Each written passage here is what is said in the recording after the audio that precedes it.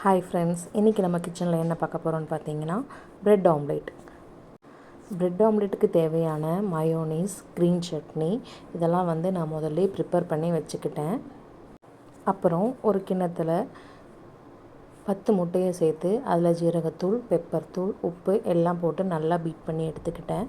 Beat பண்ணி வச்ச முட்டையை தோசைக்கல் நல்லா காஞ்சதுக்கப்புறம் அதில் எண்ணெய் தடவி தான் இதை ஊற்றணும். இல்லைனா நமக்கு தோசைக்கல்லில் ஒட்டிக்கிடும். நான்ஸ்டிக் பேனாக இருந்தால் நமக்கு ஒட்டாமலே வரும். முட்டை ஊற்றும் போது நம்மளால் எவ்வளோ மெல்லிசாக அந்த தோசைக்கல் ஃபுல்லாக அதை பரத்த முடியுமோ அந்த அளவுக்கு மெல்லிசாக நம்ம பரத்தி வச்சுக்கணும். முட்டையோட சைஸ் கொஞ்சம் கனமாக இருந்தது அப்படின்னா சாப்பிடும்போது நல்லா இருக்காது. அதுக்கப்புறம் ஒரு ப்ரெட்டில் க்ரீன் சட்னியும் இன்னொரு ப்ரெட்டில் மயோனீஸையும் நான் பேஸ்ட் பண்ணி எடுத்துக்கிட்டேன். எடுத்த ப்ரெட்டை இந்த பக்கமோ அந்த பக்கமோ நீங்கள் செட் பண்ணிக்கோங்க. முட்டை நம்ம நல்லா மெல்லிசாக ஊற்றுனதுனால டக்குன்னு வெந்துடும். அதுக்கப்புறம் ஒரு ஸ்பூன் வச்சு தோசைக்கல்லில் இந்த பக்கமோ அந்த பக்கமோ நீங்கள் சப்போர்ட் பண்ணி திருப்பி விட்டுக்கோங்க.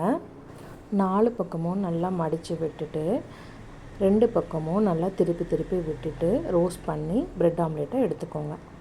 கடைங்களில் வாங்குகிற ப்ரெட் ஆம்லேட் நமக்கு எந்த அளவுக்கு ஹைஜீனிக்காக இருக்கும்னு தெரியாது. நம்ம வீட்டிலையே இப்படி குழந்தைங்களுக்கு செய்து கொடுத்துட்டோம் அப்படின்னா அவங்க நல்லா விரும்பி சாப்பிடுவாங்க.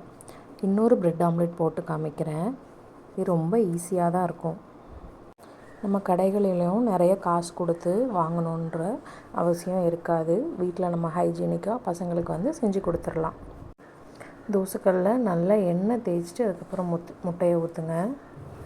இதில் மயோனீஸ்க்கு பதிலாக நம்ம சீஸ் கூட சேர்த்துக்கலாம்.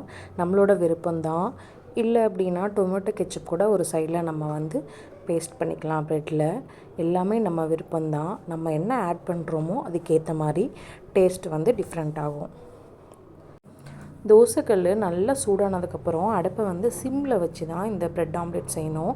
நம்ம தீ கொஞ்சம் ஃபாஸ்ட்டாக வச்சா கூட முட்டை கரிஞ்சு போயிடும். அதுக்காக கல் சூடாகாமலும் நம்ம ப்ரெட் ஆம்லேட் செய்ய முடியாது. அதனால் கல் நல்லா நமக்கு காஞ்சதுக்கப்புறம் தீ சிம்மில் வச்சுட்டு முட்டையை ஊற்றி செய்துக்கோங்க. கடையில் வாங்குறதுக்கும் வீட்டில் செய்கிறதுக்கும் டேஸ்ட்டில் ஒன்றும் பெரிய வித்தியாசம்லாம் இருக்காது. நம்ம வீட்டில் செய்யும்போது இன்னும் நமக்கு ஹைஜீனிக்காக டேஸ்ட்டும் அட்டகாசமாக தான் இருக்கும். செய்து பாருங்கள் ஃப்ரெண்ட்ஸ், ரொம்ப நல்லா வரும். குழந்தைங்கள்லேருந்து பெரியவங்க வரைக்கும் எல்லாருமே விரும்பி தான் சாப்பிடுவாங்க.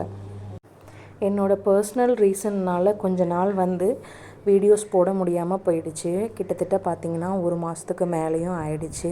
இனிமேல் அப்படி இருக்காது. கண்டினியூஸாக உங்களுக்கு வீடியோ வரும். வீடியோஸ் பார்த்துட்டு எனக்கு உங்களோட ஃபீட்பேக்கை ஷேர் பண்ணுங்கள்.